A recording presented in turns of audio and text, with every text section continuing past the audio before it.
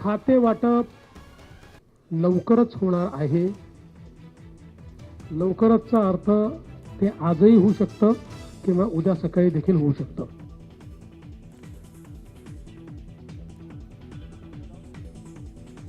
महायुती सरकारच्या खातेवाटपासंदर्भात मुख्यमंत्री देवेंद्र फडणवीसांची महत्त्वाची माहिती.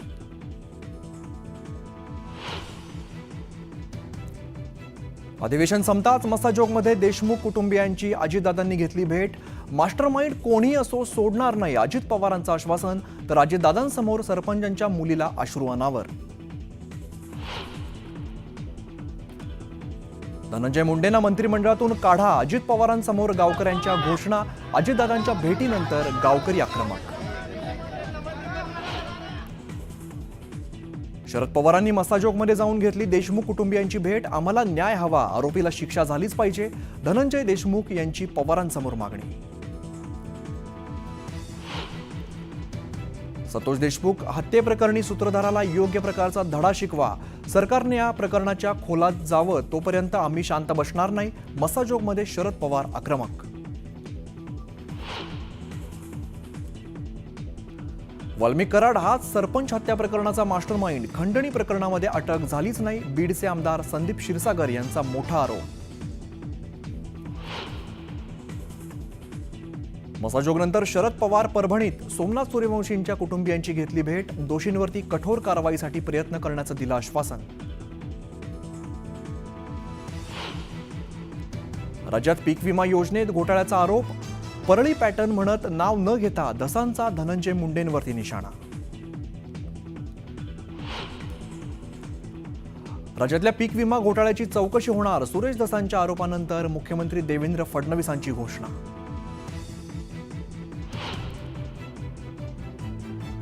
शिवसेना संपवण्यास आदित्य ठाकरे कारणीभूत. त्यांना काँग्रेससोबत जायचं होतं, दीपक केसरकरांचा गंभीर आरोप.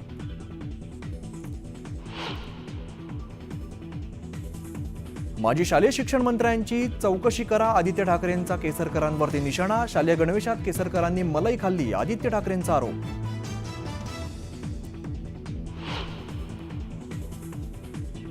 भरधाव ट्रक कारवरती उलटल्याने भीषण अपघात. सांगली महामार्गावरती झालेल्या दुर्घटनेत एकाच कुटुंबातील 6 जणांचा मृत्यू.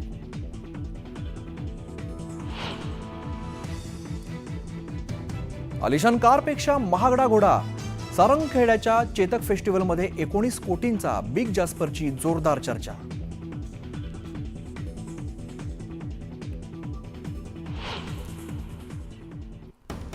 यानंतर एक महत्त्वाची बातमी समोर येते. पुण्यामध्ये 21 तारखेला 98वं साहित्य संमेलन पार पडणार आहे. पुण्यामध्ये 21 तारखेला 98वं अखिल भारतीय साहित्य संमेलन पार पडतंय. साहित्य संमेलनाचं उद्घाटन पंतप्रधान मोदी करणार आहेत. या क्षणाची आपण मोठी बातमी पाहतोय. पुण्यामध्ये 21 तारखेला 98वं अखिल भारतीय साहित्य संमेलन पार पडणार आहे आणि या साहित्य संमेलनाच्या उद्घाटन पंतप्रधान नरेंद्र मोदी यांच्या हस्ते होणार आहे.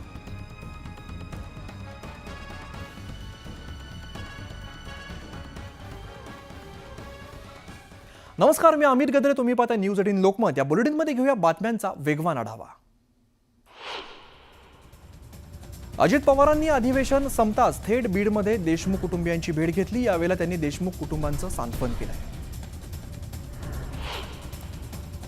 मास्टरमाइंड कोणीही असो कोणाला सोडणार नाही, दोषींना कठोरात कठोर कारवाई होणारच असं आश्वासन अजित पवारांनी संतोष देशमुख यांच्या कुटुंबियांना दिलंय. बीडमध्ये जात उपमुख्यमंत्री अजित पवारांनी देशमुख कुटुंबियांची भेट घेतली. यावेळेला संतप्त झालेल्या गावकऱ्यांनी अजित पवारांसमोर घोषणाबाजी केली आहे. धनंजय मुंडेंना मंत्रिमंडळातून काढा अशी मागणी सुद्धा गावकऱ्यांनी केली.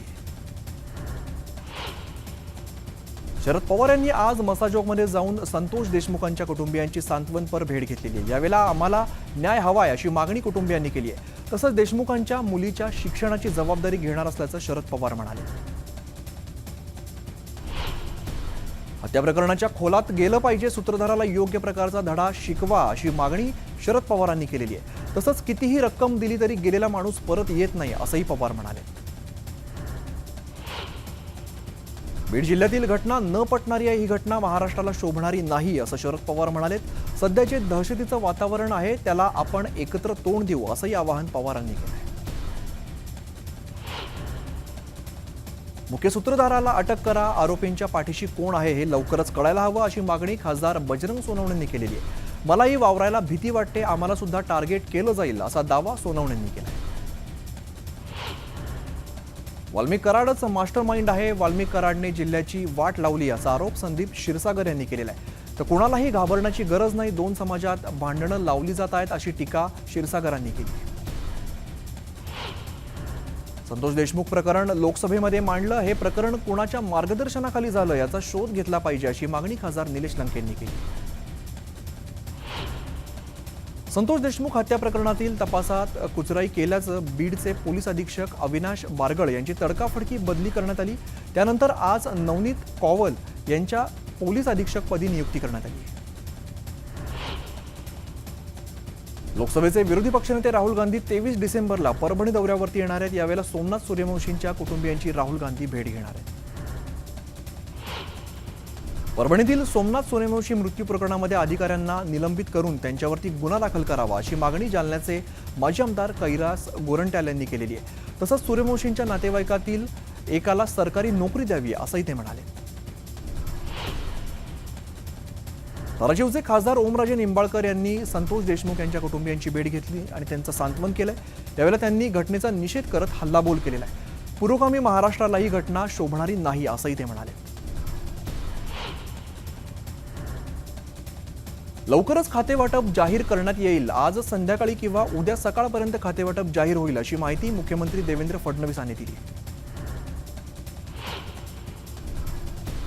मी बीडची पालक आहे, मात्र आता पालकमंत्री करायचं की नाही हे मुख्यमंत्री देवेंद्र फडणवीसच ठरवतील असं सूचक वक्तव्य पंकजा मुंडेंनी केलंय. आज खातेवाटप होईल असं वाटत नाही. तीनही नेते जो निर्णय घेतील तो आम्हाला मान्य आहे. रायगडचं पालकमंत्री पद नशिबात असेल असं वाटतंय असं वक्तव्य भरत गोगावले यांनी केलंय. कोणतंही खातं मिळालं तरी अडचण नाही, जे खातं मिळेल त्याचं प्रामाणिकपणे काम करू अशी प्रतिक्रिया गुलाबराव पाटलांनी दिली आहे. एवढं मोठं बहुमत असताना सुद्धा महायुतीला खातेवाटप करता येत नाही अशी टीका संजय राऊतांनी केली आहे. ज्याच्या हातात ईव्हीएम त्याच्या हातामध्ये लोकशाही असं देशामध्ये समीकरण असा घणाघात सुद्धा राऊतांनी केला आहे. सरकारला प्रचंड बहुमत मिळालं तरी सुद्धा खातेवाटप झालेलं नाहीये. पहिलं अधिवेशन असेल ज्यामध्ये मंत्री खात्याविना आहेत असा टोला नाना पटोलेंनी लगावलेला आहे. तर मंत्र्यांचं सध्या बिनपगारी काम सुरू असल्याची सुद्धा टीका त्यांनी केली. अजित पवार नाराज नाहीत, ते माझी परवानगी घेऊनच बीडमध्ये गेलेत असं स्पष्टीकरण मुख्यमंत्री देवेंद्र फडणवीसांनी केलं. अधिवेशन यशस्वीरित्या पार पडलेलं आहे. महायुतीचं सरकार पुन्हा आलंय. टीम तीच आहे, फक्त मॅच नवीन आहे. त्यामुळे सर्व योजना सुरू राहणार असं आश्वासन उपमुख्यमंत्री एकनाथ शिंदेंनी केलंय. उपमुख्यमंत्री एकनाथ शिंदेंनी आदित्य ठाकरेंवरती निशाणा साधलाय. काही लोकांना वाटतं की सभागृहात बोलण्यापेक्षा मीडियासमोर बोललं म्हणजे झालं असं म्हणत आदित्य ठाकरेंना टोला लगावलाय. जनतेला कामं करणारी लोक आवडतात, त्यामुळे काम करणाऱ्यांनाच जनता साथ देते, घरी बसणाऱ्यांना जनता घरीच बसवते असा खोचक टोला एकनाथ शिंदेंनी उद्धव ठाकरेंना लगावलाय. उपमुख्यमंत्री एकनाथ शिंदेंनी काँग्रेसवरती हल्लाबोल केलेला आहे. काँग्रेसने बाबासाहेब आंबेडकरांच्या मृत्यूनंतरही त्यांची अवहेलना करण्याची संधी सोडलेली नाहीये असा आरोप एकनाथ शिंदेंनी केला. भाजप आमदार सुरेश धस यांनी पीक विमा योजनेमध्ये होणारा घोटाळा उघडकीस आणलेला होता. याचंच गांभीर्य लक्षात घेत पीक विमा योजनेची चौकशी करणार अशी घोषणा मुख्यमंत्री देवेंद्र फडणवीस यांनी केली. विदर्भ मराठवाड्यासाठी सरकारने महत्त्वाचे निर्णय घेतले. 10 लाख एकर जमीन ओलिताखाली आणण्याचा निर्णय सरकारनं घेतलाय. नदीजोड प्रकल्पासंदर्भातील महत्त्वाचे निर्णय सुद्धा सरकारकडून घेण्यात आलेत अशी माहिती मुख्यमंत्र्यांनी दिली. दीपक केसरकरांनी आदित्य ठाकरेंवरती गंभीर आरोप केलेला आहे. शिवसेना संपवण्यास आदित्य ठाकरेच जबाबदार आहेत. आदित्य ठाकरेंनाच काँग्रेससोबत जायचं होतं असा गंभीर आरोप दीपक केसरकरांनी केला. आदित्य ठाकरेंनी दीपक केसरकरांवरती निशाणा साधलेला आहे. माजी शालेय मंत्र्यांची चौकशी करण्यात यावी अशी मागणी आदित्य ठाकरेंनी केली आहे. तर शालेय गणवेशात केसरकरांनी मलई खाल्ली असा आरोप सुद्धा आदित्य ठाकरेंनी केला आहे. एकनाथ खडसे यांच्यावरती आमदार मंगेश चव्हाण यांनी टीका केलेली आहे. खडसेंना वयोमानानं काय बोलावं याचं भान राहत नाही. त्यांनी आतापर्यंत लोकांना त्रास दिला, त्याचेच परिणाम खडसेंना भोगावे लागतात असा हल्लाबोल सुद्धा त्यांनी केला. अमित शहांच्या वादग्रस्त वक्तव्याची दिशा बदलण्यासाठी भाजपने काँग्रेसचं कार्यालय फोडलं. संसदेच्या प्रवेशद्वारावरती धुडगूस घातला असा हल्लाबोल बाळासाहेब थोरातांनी केलेला आहे. तर जनतेचं लक्ष विचलित करण्यासाठी भाजपाचा हा केविलवाणा प्रयत्न आहे असा टोला सुद्धा त्यांनी लगावला आहे.